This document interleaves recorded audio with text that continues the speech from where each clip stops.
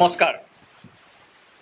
জাপানৰ প্ৰধানমন্ত্ৰী অসম ভ্ৰমণ বাতিল। একেবাৰে শেষত অসম চৰকাৰে সকলো ৰাস্তা ঘাট যাতায়াতৰ ব্যৱস্থা সকলো একদম চূণ তেল ৰং সেইবিলাকেৰে সকলো সম্পূৰ্ণৰূপে পৰিষ্কাৰ কৰাৰ পিছত জাপানৰ প্ৰধানমন্ত্ৰীৰ সিদ্ধান্ত অসম ভ্ৰমণ বাতিল। এই বিষয়তে মই আজি আলোচনা কৰিম আৰু অসমৰ জনগণে এই কথাটোৰ ওপৰত আপোনালোকে শুনিব লাগিব। কাৰণ আপোনালোকে যদি নুশুনে, আপোনালোকে নিজে যদি ভাবে হয় যে মই কি ক'ব ওলাইছোঁ, বা আপোনালোকে যদি আগতীয়াকৈ জানে, তথাপিতো আপোনালোকে শুনিব লাগিব। শুনি আপোনালোকে জানিব লাগিব যে আচল কথাটো কি। কাৰণ অসমত বহুতো ছ'চিয়েল মিডিয়া লগতে বহুতো মানুহৰ মুখত বা জনগণৰ মুখত এটা কথা ওলাইছে যে গণেশগুৰিৰ যিটো ঘটনা ঘটিছিল, মানে আন্দোলনৰ কাৰণে ফটো এখনক লৈ, সেই আন্দোলনটোৰ কাৰণে জাপানৰ প্ৰধানমন্ত্ৰীৰ অসম ভ্ৰমণ বাতিল হোৱা বুলি সকলোৰে মুখে মুখে কথা আলোচনা হৈছে। কিন্তু মই আপোনালোকক যিটো কথা ক'ম, আপোনালোকে ভালকৈ শুনিব, শুনিলে আপোনালোকে বুজিব। অসম ভ্ৰমণ বাতিল হৈছে, তাৰ মানে ভাৰতত কিন্তু জাপানৰ প্ৰধানমন্ত্ৰী আহিব, মানে দিল্লীত আহিব। মানে জাপানৰ প্ৰধানমন্ত্ৰী ভাৰতত আহিবই। অসমত অহাৰ কথা আছিল, কিন্তু নাহে। সেই কথাটোৰ বিষয়ে যদি মই আলোচনা কৰিব বিচাৰোঁ, তাৰ প্ৰথমতে মই আপোনালোকক এবাৰ মনত পেলাই দিব লাগিব যে আকৌ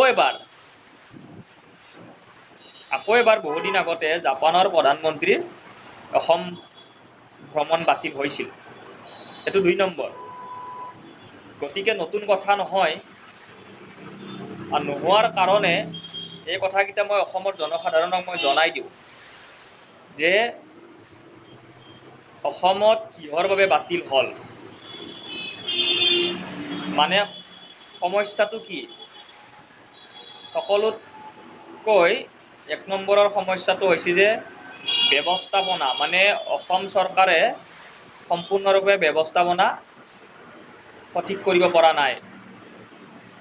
২ নম্বৰ, জাপানৰ প্ৰধানমন্ত্ৰীৰ সময় কাৰ্যসূচী কম, মানে সময়টো তেওঁলোকৰ বহুত কম, সেইবাবে অসমত অহাৰ সম্ভাৱনাটো নাই।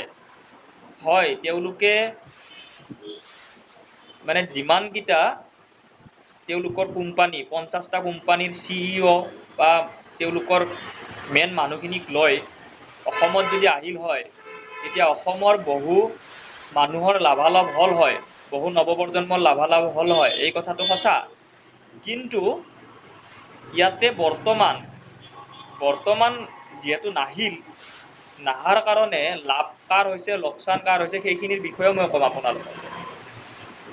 প্ৰথমতে আপোনালোকে জানি থওক যে অসম ভ্ৰমণ বাতিল হৈছে, সেইটো এই গণেশগুৰিৰ ফটোৰ যিটো মানে আন্দোলন হৈছিলে, সেইটোৰ কাৰণে কিন্তু বাতিল হোৱা নাই। মানুহে সেই কথাটো কিন্তু হেৰি কৰিব লাগিব, মানে মানি ল'ব নালাগিব। দিল্লীত আহিব, দিল্লীত সকলোতকৈ এতিয়া ডাঙৰ আন্দোলন, ডাঙৰ প্ৰদৰ্শন হৈ আছে কক্ৰজ পাৰ্টিৰ। ইচ্ছা কৰিলে জাপানৰ প্ৰধানমন্ত্ৰী দিল্লীতো নাহিব পাৰিলে হয়। আৰু সকলোতকৈ গণেশগুৰিত কি প্ৰটেষ্ট হৈছিল, সৰু চাই এটা প্ৰটেষ্ট হৈছিল, কিন্তু দিল্লীত তাতকৈ ডাঙৰ হৈ আছে কক্ৰজ পাৰ্টি। তাতে কিন্তু আহি যাব। এতিয়া বিক্ৰম মিস্ত্ৰী ডাঙৰীয়াই, ভাৰতৰ যিহেতু বিদেশ মন্ত্ৰী বিক্ৰম মিস্ত্ৰী ডাঙৰীয়াই, তেওঁ ক'লে কি যে অসমত জাপানৰ প্ৰধানমন্ত্ৰী নাযায় বা নাহে।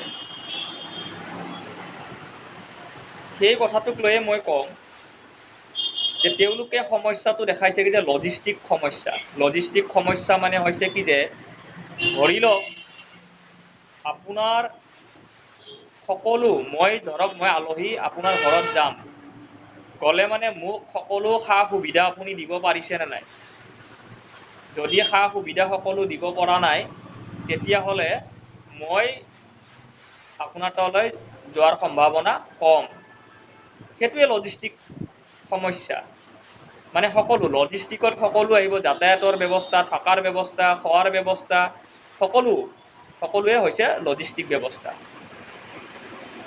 এতিয়া যদি আহিল হয় তেতিয়া হয় কিছু হ'লেও নৱপ্ৰজন্মৰ লাভালাভ ফল হয় এই কথাটো সত্য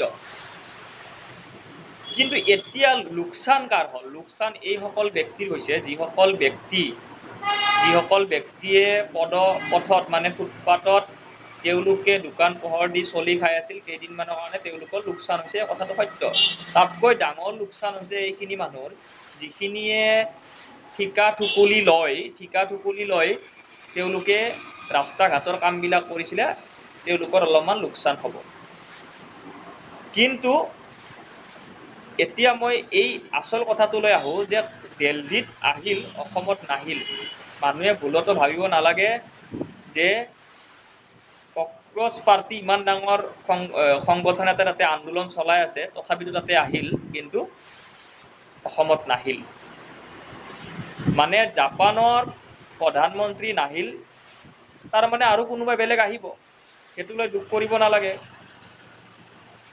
কোনোবাই নাহিলে হয়তো ভালৰ কাৰণে হৈছে নাহক কথা নাই কি কথা আছে এতিয়া আৰু বেলেগ কোনোবা দেশৰ আহিব এতিয়া একদম এক নম্বৰ কথাটো হৈছে যে টাটাৰ যিটো সেমি কণ্ডাক্টৰ আছে টাটাৰ সেমি কণ্ডাক্টৰটো তেওঁলোকে অসমৰ আৰু ভাৰত চৰকাৰে প্ৰথমতে ঠিক কৰিব লাগে জাপানৰটো পিছত নৱপ্ৰজন্মৰ যিবিলাক সমস্যা নৱপ্ৰজন্ম জাপানৰ আনিব লগা বৰ্তমান দৰকাৰে নাই অসমৰ ভাৰতৰ বিভিন্ন ৰাজ্যৰ বহু টেলেণ্টেড ল'ৰা ছোৱালী আছে তেওঁলোকক এক্সিবিশ্যন পাতকচোন এক্সিবিশ্যন তেওঁলোকক পাতক যে তেওঁলোকে কি কৰিব পাৰে কি কৰিব নোৱাৰে এতিয়া জাপানত দামী দামী গাড়ী আছে এই সুজুকি টয়টা আৰু কিবা কিবি আছে সেই বস্তুবিলাকক লৈ যদি আলোচনা বিলোচনা কৰা যায় তেতিয়াহ'লে হ'ব বিশেষ মই ভিডিঅ'টো দীঘল নকৰোঁ ইমানতে ৰাখোঁ ধন্যবাদ